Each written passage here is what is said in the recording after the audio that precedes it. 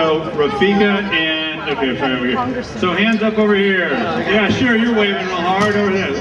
Sunglasses and, yeah, here you go.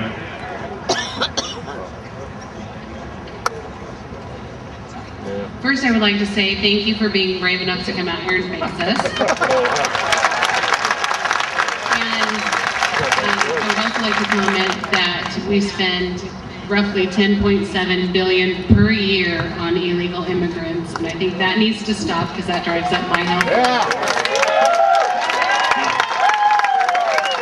And lastly, I have made life choices based on my family's needs. I didn't quit my job that had healthcare insurance as a state employee until my husband's insurance was able to cover me and my family. That's a choice that I made, and there's plenty of people out there that don't take the responsibility to cover their family on healthcare. For whatever their reasons, they choose a job that doesn't give them healthcare insurance when I feel it's a personal responsibility. Hey, let her, everybody gets the chance to ask your question. So, but I just don't think it's right. I think it's a responsibility. You can go to McDonald's and get a job with healthcare insurance for your family.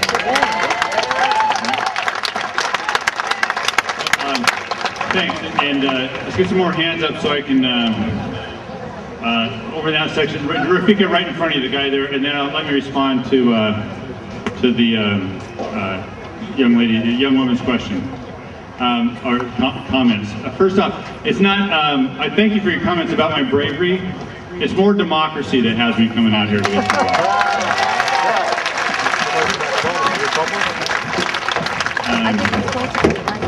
Second, with regards to choices that families make or individuals make, you know, I certainly appreciate what you're saying.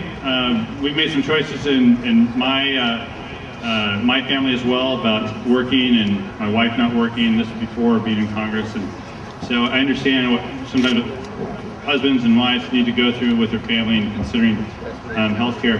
I see your sign about health care not being a right, and I've been asked several times, you know, is health care a right? And you know, I need to say, and this sticks in the craw of a lot of my Democratic friends, I don't know the answer to that.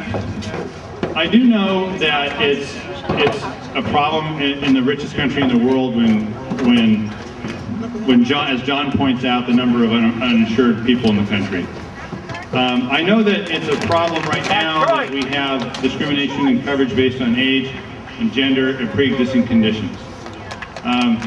So I know that there are problems in the current healthcare system that need to change. And need to change so it helps families, it helps small businesses, it helps individuals. And I think the honest debate that we're having in the country is about how best to do that. So some folks may have different views on what the answer is, and that's why we're here tonight. But I think that it's an honest debate to have. Gentleman in the jacket, there you go. Thank you very much, sir. My name is Andy, and I'm from South Everett. A year ago, May, I moved out here from Montana after graduating college to come work for Boeing. And one of the main factors was the health insurance that I got there.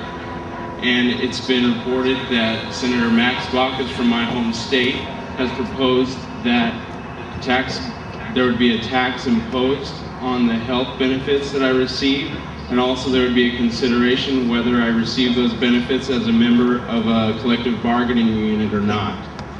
First, I want to know if you support that, and secondly, I want to point out that in HR 3200 on page 16, line 21, there are limitations on the terms and conditions.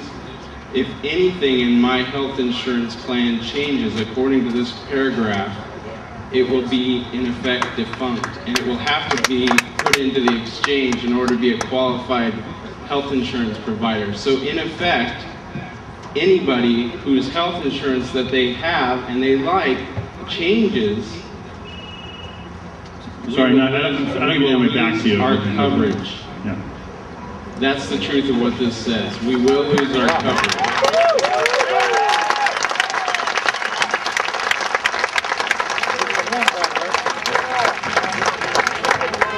Is it Andy? Andy?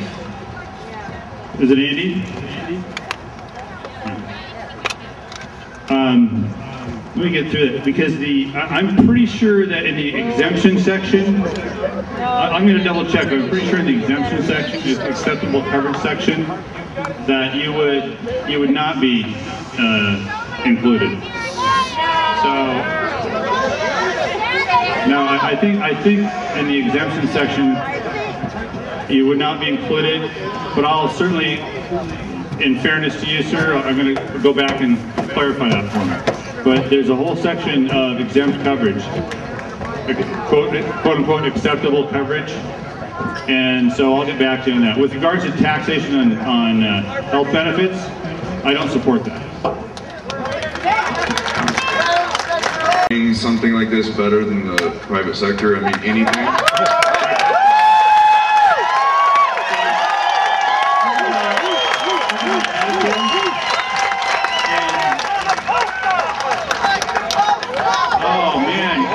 Oh, you missed my answer. I'm sorry.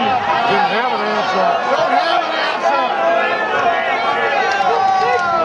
answer. So hoping you guys can hear it when I had the answer for you. So, a couple of things. One is the Medicare.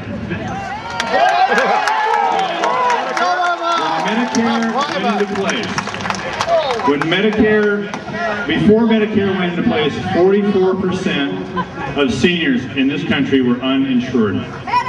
44% of seniors were uninsured in 1964-65.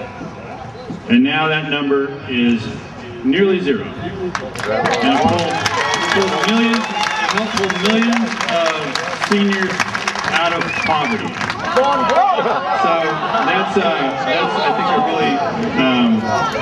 a really good thing. In fact, some of the changes to this bill actually extend. Well, the CBO, Congressional Budget Office, says that with changes in this bill, we're going to be able to extend the Medicare Trust Fund by 5 years. And we know the fiscal challenges that are in the Medicare Trust Fund. I'm fully aware of them.